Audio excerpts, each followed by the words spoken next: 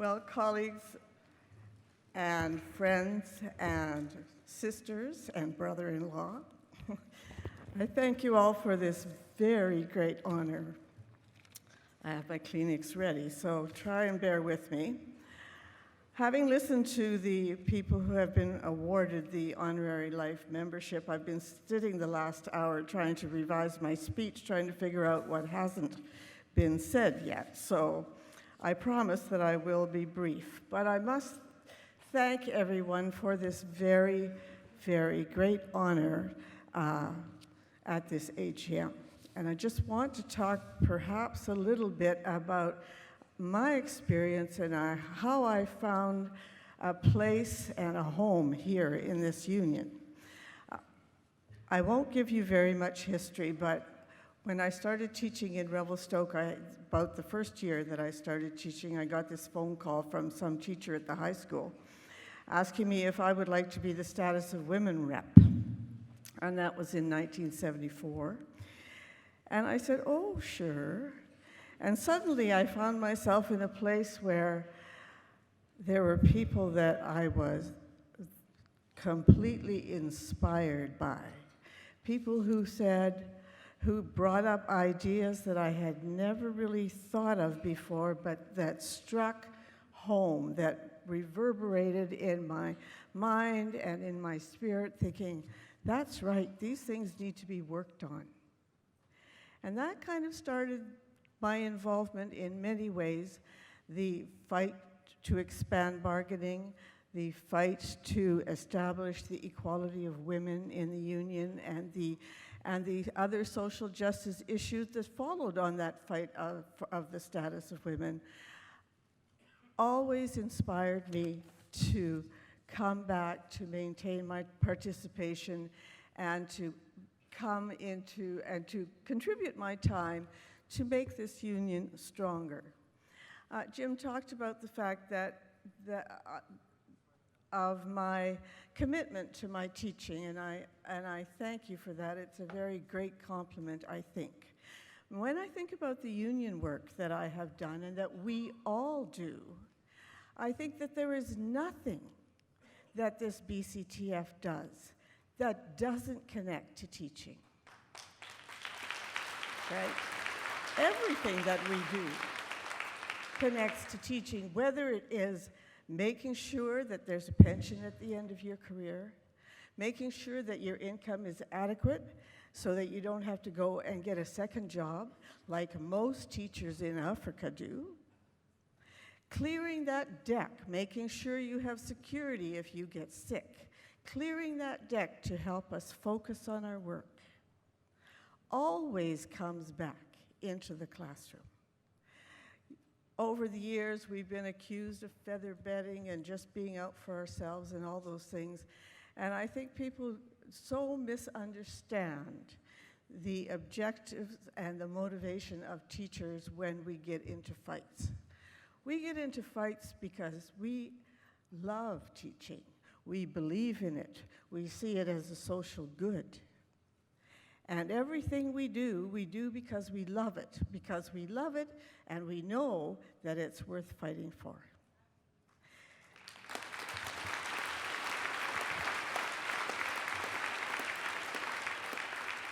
So that's where the passion comes from, I think, for the work that we've done.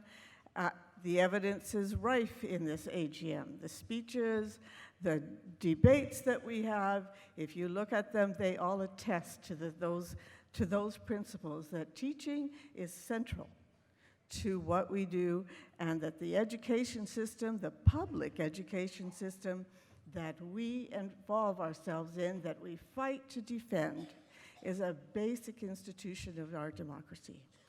I won't go on about that very much because it's been said very many times. So I'll go on a little bit more about what happens to you when you become involved in the BCTF. Well, you get to work with a lot of like-minded people who have energies that help you along. You get to acquire a huge number of skills and ideas, and you learn a lot. It's probably the best Pro-D that you'll ever have. And you'll meet, as Becky said, lifelong friends. I noticed at this AGM that there were a lot of teachers who came to the mics and said, this is my first AGM and this is my first time speaking. I think there were more at this AGM than I've seen in a long time.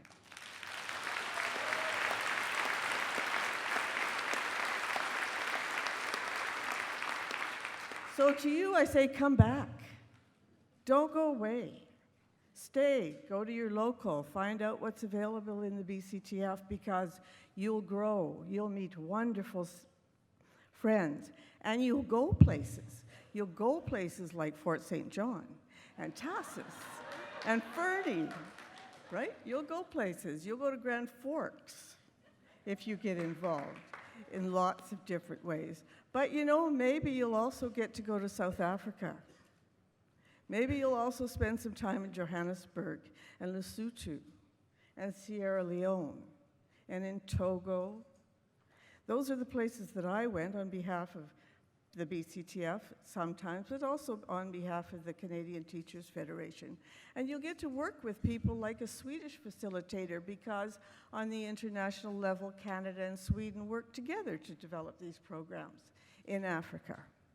You've heard at this AGM that there are people who get to go to Peru, right? So there are so many ways and so many things to be done in this organization, and they all come back to that education system, to public education and the education of all, and to the equalization of all, the equity that we achieve for all people. Those have been my motivations, and I know that those are the motivations for many of the people in this room. But it's interesting, because I've done many things within the Federation, and I'm still a CERT facilitator, so you may yet see me now and again doing a boundaries workshop and this and that. But it wasn't, this is a strange thing to say, but once my pension started arriving in my bank account every month, I found that amazing. I have to confess, Dale, that I have never been to a pensions workshop. And that's interesting, because that pension started arriving in my account, and I thought that was amazing. And it was amazing in a number of ways, partly because, you know, my security was assured.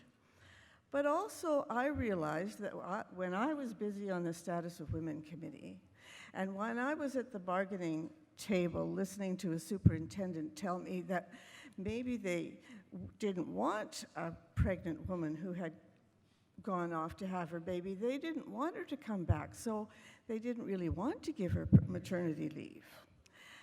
And they didn't really know whether both a husband and wife should be teaching in the same district. When I was sitting at a bargaining table listening to those kinds of things, when I was working on Status of Women issues and working here at rep assemblies, there were other people doing other things in our building. There was a committee looking at income security. There was a committee looking at pensions, and I really was ever only interested in money when it came to spending it. But there were other people who were looking after those things. And when I retired, there it was in my bank account.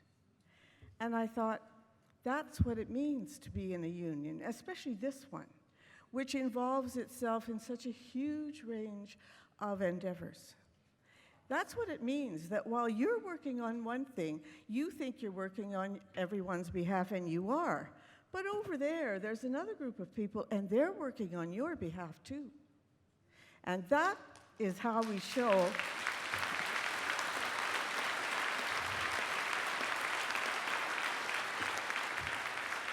that we make it possible for many of us to follow our interests around our work, but we are all working for each other, and that we are all in this together.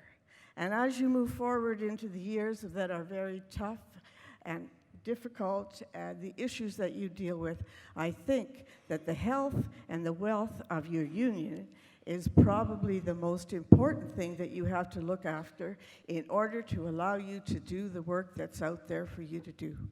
Thank you.